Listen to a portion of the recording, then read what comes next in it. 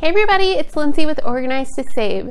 So today we are in the playroom, and I wish we were just in here to play, but today we are going to get it reorganized. We all know with the influx of toys, it's essential to get your playroom reworked and purge items that are no longer being used. So come with me and let's get organizing.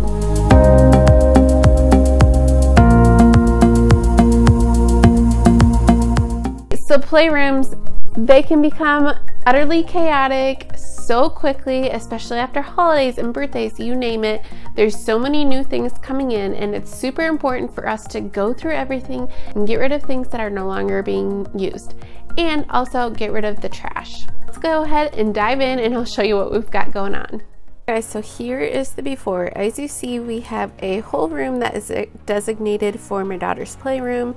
We were fortunate to have an extra space in our house, but even if you just have it in your living room or your kid's bedroom, you can still implement decluttering and some of these organizing tips. This little corner over here with all of the baby stuff is primarily where my daughter is loving playing right now, so that's where I focused a lot of attention.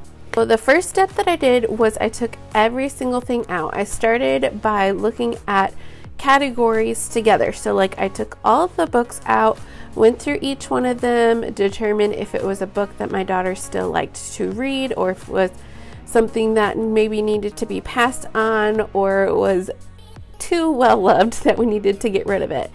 But I just went ahead and put them back up on the shelf, just kind of grouping them by size and then also by type of book. So like the bottom left hand corner there, you can see those are more like activity books and stuff like that, and then the ones on the top are some of the bigger books, and then the ones on the very bottom are books that might be better for some little babies and things like that that come over quite often to play.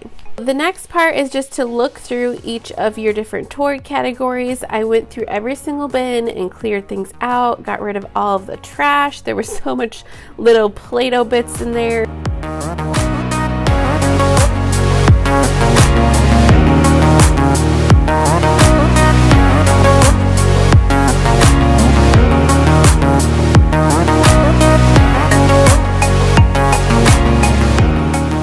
So basically just go through all of your categories. I like to group like toys together, so like I have stuffed animals in a bin, I have everything that is like shape related or learning related in a bin, all the Play-Dohs in a bin, all the Lego type things in a bin. So group like things together, and that's really going to help, especially with pick up cleanup time, because they're going to be able to know, okay, in this bin I have all my stuffed animals. Now this white caddy is something that I picked up at a thrift store this past year. I think I got this for like $6 or something ridiculous like that. I just did a quick little makeover and lined the bottom of it with some of the contact paper, but it's great for all of our arts and crafts stuff, but occasionally I just have to go through it, just rework things, make sure that, you know, we take out all the trash or markers that are all dried out, and just make sure that it's functioning for us. Then this area I really needed to rework because that bucket, just all of the little bits and pieces, all the dress up stuff was just being dumped in there. So I moved things around. Her dress up stuff is hanging on the wall, and all the other little bits and pieces I moved across the room.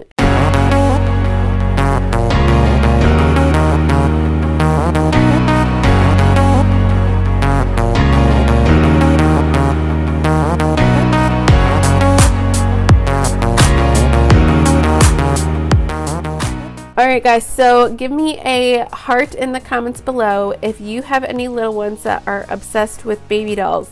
My daughter is just absolutely obsessed, so this little corner is really where she spends most of her time. So I really wanted to rework this. So I pulled over this drawer, and that's where I put most of her stuff. So once I went through all of the toys and had a pile of everything that we weren't using anymore, I divided it up between donate and trash. So on the left, everything is being donated, everything on the right is trash. Here's that art caddy. The stuff on the top right, I'm going to go through at a later date. That's all of her stuff from like school and everything. I just cleaned it up a little bit so that way it's easier to work with.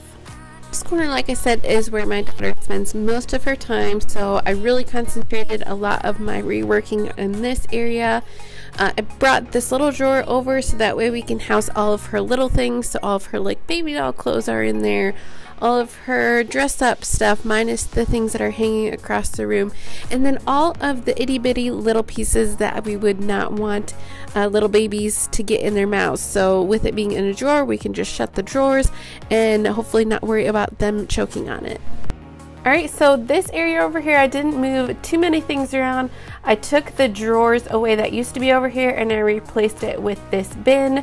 It's just going to be easier for us and easier for the kids to just quickly pull things out that they want to play with for the kitchen.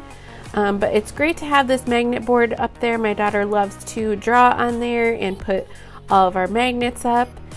And also now this little dress up area is functioning so much better for us. Alright, so I hope these tips can really help you guys rework your space, whether it be in just your living room, your kids' rooms, wherever you keep your toys. I hope that these tips can help you get your space reworked and working better for your kids so that they actually play with the stuff available. Don't forget to subscribe below so you don't miss any other organizing videos, and check out the ones on the screen right now to get more inspiration. We'll catch you next time.